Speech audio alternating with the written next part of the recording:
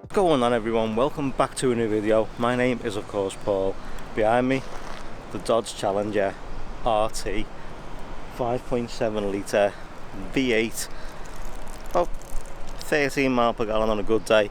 But let's take a quick look around here. Let me show you what it's got, and then we'll take it out for a quick drive and we'll talk a bit more about it. So let's talk a bit more about the Challenger RT. Big, massive front splitter, but without the yellow things on them. They took them off, thankfully. Big mesh front grille on the front. You've got holes on this side. These are ring lights, so if I turn it on, as you can see, it flashes yellow.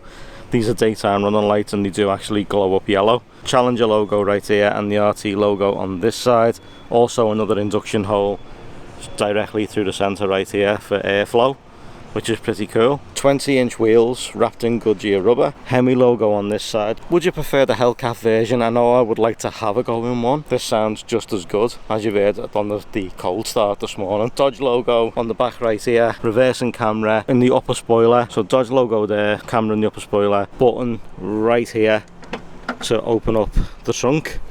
Decent sized trunk. I got 2 bits of luggage in here and the camera backpack, so fair size trunk, quite deep too, as you can see, so nice and deep. Looks great on the road travelling. Seen a few of them out and about coming around. Fuel filler cap on this side. Now even when the car is locked, this is still able to be opened, so bear that in mind. All 20s all round, 245 45s on the rear, and I believe it should be the same on the front.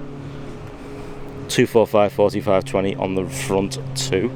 Sometimes, obviously, with it being a muscle car, they change that round. Lovely hunched shoulders. You see that when you're driving down and it just looks huge in your mirror. You've got heated mirrors and you've got bliss, so blind spot detection right there. If the car is locked as it is now, I don't really need the key. I just touch the button and it's open.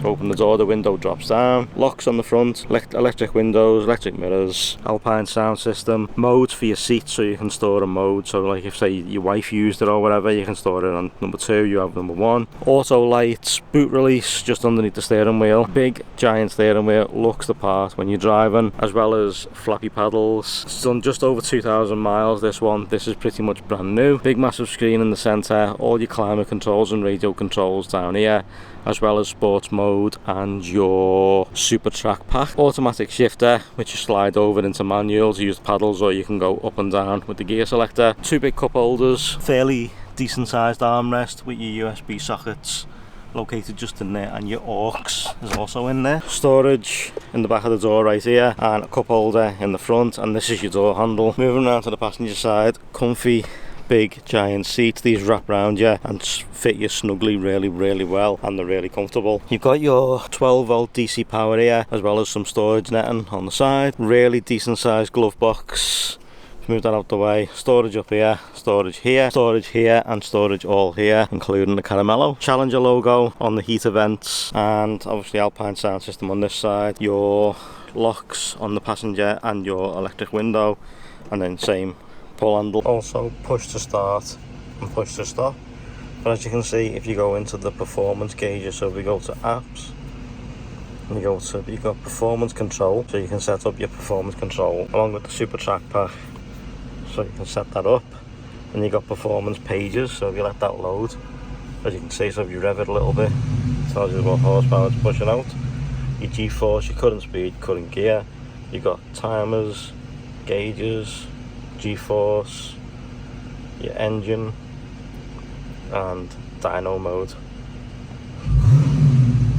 You'll see the spike when you rev it. And what you can do is the same as the Samsung devices, where you can drag stuff into your modes. You can actually drag certain stuff into the bottom dock right here. Your handbrake is also down here. It's actually a push So you push it to put it on and push it once to take it off. But you've got to push it really hard to put it on. Steering controls here for this. So you control these gauges at the top. So you control your screen setup, your speedometer, vehicle info, performance gauges, your fuel economy. Then you've got your phone buttons right here, so you don't have to take your hand off the steering wheel.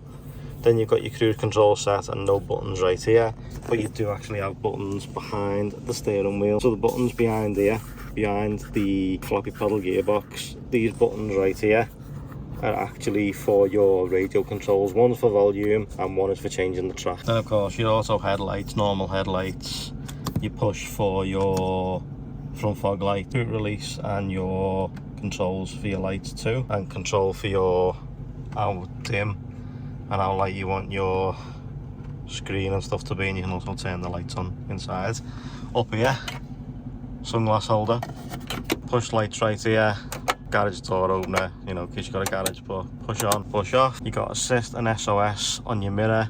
This also dims out, you can control this on this screen right here. All your buttons down here, hazard light switch, screen off so you can turn your screen off, mute, volume, scan and your browse, toggle wheel, sport, super track, your parking assist and traction control, and then all the climate control functions down here because everything's controlled through the screen. And then your auto gearbox, push down, put it into drive, reverse, neutral, and then slide it across one to go into a manual mode, so you can use the paddles or slide it across and go up and down. And not a lot of room in the back, but obviously there never is in these types of cars, same as the Mustang, but they look pretty comfortable, and there's an armrest in the middle there too. Front markers on the bumper, these illuminate, but looks really good. I do like that front end. That front end is absolutely lovely. The back end seems to go into a bit of a wedge, but that front end and those daytime running lights look the part. So this is the key. It's got Dodge on the back.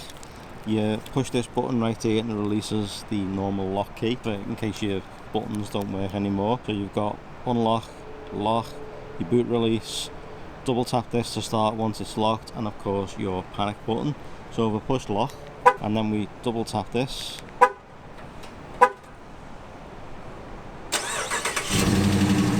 starts up, but obviously it's not a cold start because we've already done that this morning. And you just push it again and it will shut down.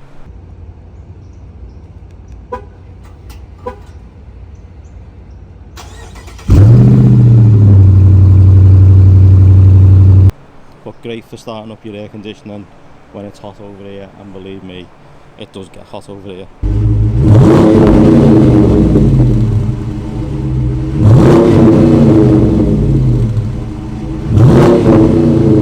So as I said, 5.7 litre V8, comes in many other colours. I do like this graphite grey with the metallic flakes in it, and of course that bonnet scoop right there makes it look the part. But let me know what you think in the comment section down below. But let's hop in, let's take it for a quick spin and talk a little bit more about it and how it drives. So it certainly does look the part, and it also sounds the part too, but 13.6 miles per gallon, and I've seen it go as low as around 5 or 6. So there's that to think about. It does come with Apple CarPlay and Android Auto, and all your climate options are all on the screen in front of you. So you've got a bit of climate on the bottom, but then your main climate controls are actually on the screen itself. That's where you can control your super track pack as well, so you can change all your settings to your liking. Full air conditioning and heated and cool ventilated seats. Lovely and spacious inside, really comfortable to drive. If you were in the market for something like this and it was just yourself or just you and your partner, why would you not consider getting something like this? What would stop you from buying something like this? So be sure to let me know in the comment section down below if you've been looking for something like this and you've decided against it and went for something else. What did you go for in that same category, in that same market as this? And would you even consider going for the Hellcat version over maybe, if you didn't have the budget to go for that, or obviously the insurance and stuff? If you didn't have the option to go for something like that, would you go for something like this instead of the Hellcat? Now, I've been driving this for just coming up to a week, and I don't want to give it back. That's the God's honest truth, I don't want to give it back. I've enjoyed driving it so much. It's lovely to drive, even in like low gears like now. It's just so easy, so comfortable, and you know you've got that power there if you need it. You can just slip it into manual mode and you can go up and down in the paddles, or you can obviously use the push up and the push down feature on the gear stick, so you just push down, change gear.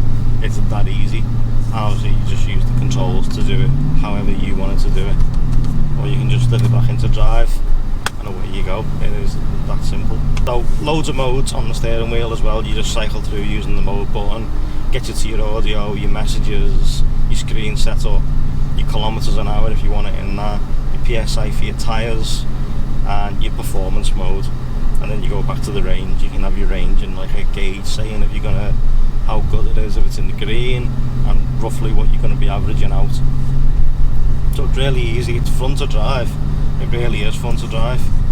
At night, I mean, it gets so much attention on the roads. Even if it's not a Hellcat, it just gets so much attention on the road. And most people that like will pull up alongside you and ask you to rev it. It's also unreal too. But it's just so easy and sounds so good. So good. So if I kick it down ever so slightly, slip it into that, slip it into second gear, and we do a second gear launch.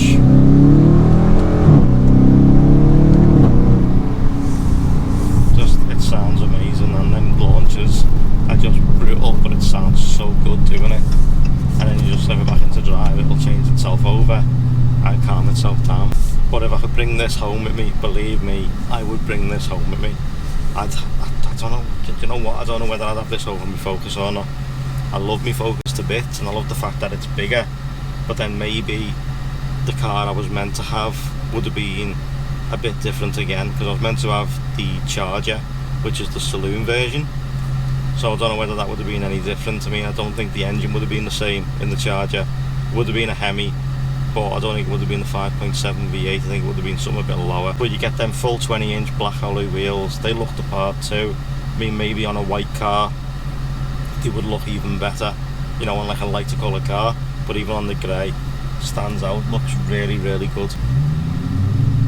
Now, obviously, I don't know what the direct competitor is to this. With it being the 5.7 litre V8 Hemi, I'm unsure what other cars go in this range.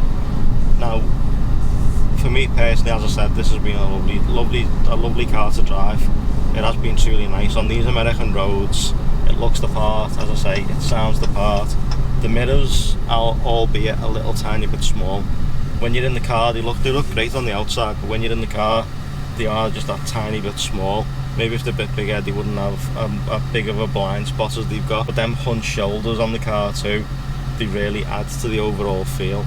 Now, as I say, you got them lovely sleek lines and the bonnet where it runs over into the hood scoop, but then the back end just seems to go into a big massive square.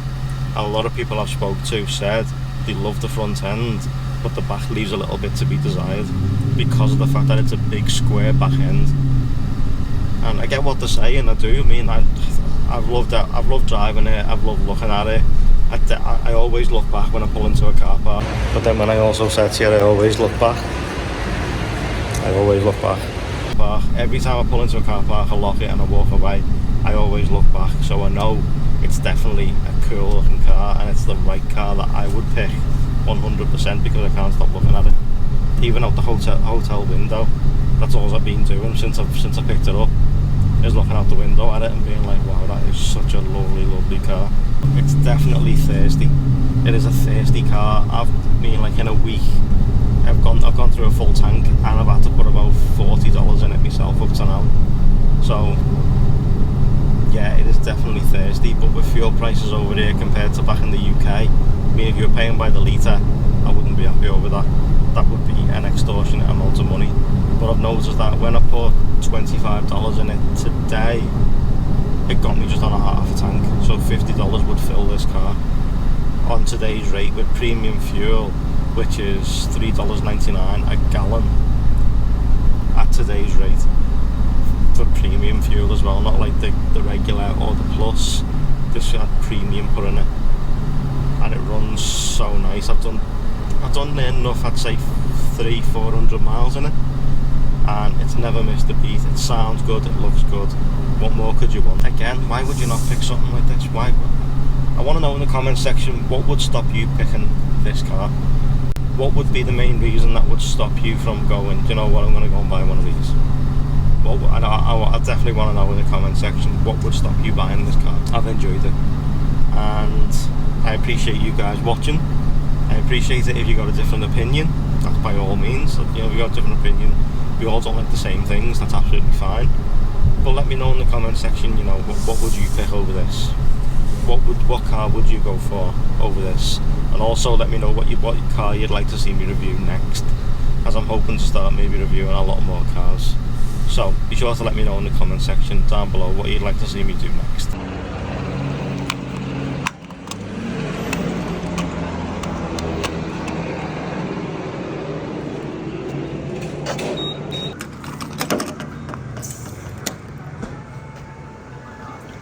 Enjoy your Wawa hoagies or sandwich. Hot or cold? So it's just cost exactly $60 to fill up Challenger. So $60 to fill the tank from absolutely empty at the Wawa. So let's see how many miles it gives you.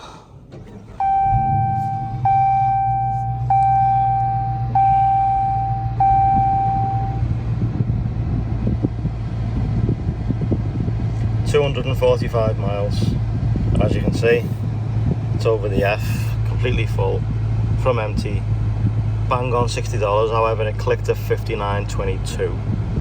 So let me know what you think of the Dodge Challenger RT. Is it something you consider picking up for yourself? If it's not, let me know what you'd pick up instead of the Dodge Challenger RT. Be sure to let me know in the comment section down below. But thank you guys so much for watching. I truly appreciate it. As always, drop a like if you liked it, subs if you loved it, turn those notifications on, and I'll see you in the next one. Take care, guys.